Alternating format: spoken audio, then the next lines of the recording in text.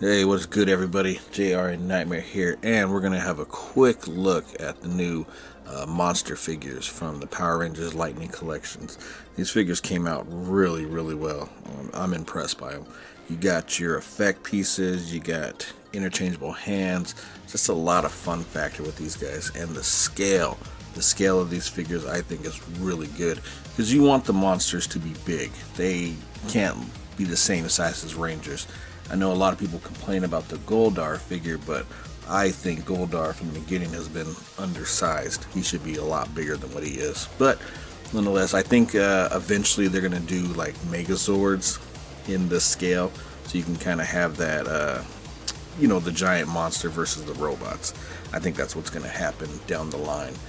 You have ones that don't, transform. They're just going to be sculpted that way.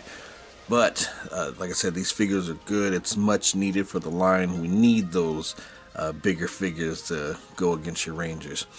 But yeah, these figures are going to go up in price. They are around $30, which I can see it. There's a lot more plastic. Like I said, you got your accessories, and they stand really well. I'm really impressed with how big these figures are and the fact that they stand up pretty good under pressure.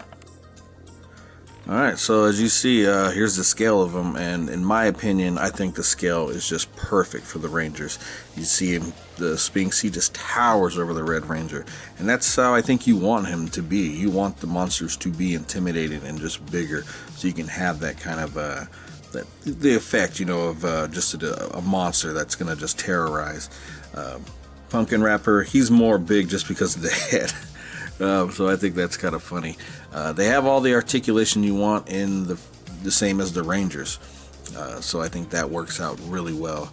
And you can see them compared to Goldar. Now Goldar I still feel is undersized. And that's, I think down the line they will do a redo of him and put him in the monster kind of form. So he'll be as big as Sphinx here. Because if you look at it, I mean, it's basically Goldar. But he's just, small. But Goldar is still bigger than like the Red Ranger. I mean, not by much, but I think down the line they will do a redo of him. He's down. But that's for down the road. So I'm hoping we get more monsters out of it because we definitely need it. And through the legacy of the Rangers, there's so many creatures you can choose from. It's just like, well, which ones do you want to do? I think the Pumpkin was a good call because that's just a funny episode. It's just a goofy character. And the Sphinx is just a cool sculpt. I mean, they nailed it. The paint apps on him are pretty cool. He could use some, dry brushing here and there, maybe some black here and there, but, that's just a nitpick. Other than that, he's just great. So yeah, just really fun figures, and I hope they do a lot more because I'm invested totally in this line. So until next time, guys, rate, comment, subscribe. Peace.